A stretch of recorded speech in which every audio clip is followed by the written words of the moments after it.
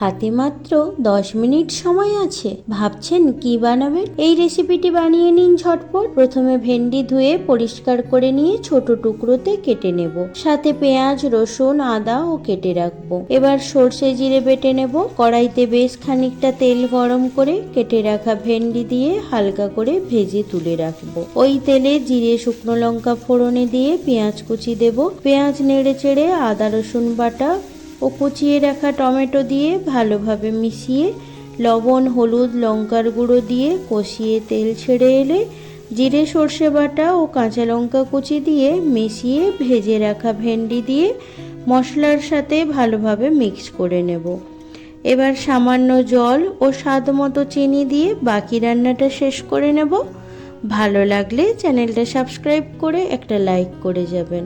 আপনার একটা লাইক আমার জন্য খুবই গুরুত্বপূর্ণ।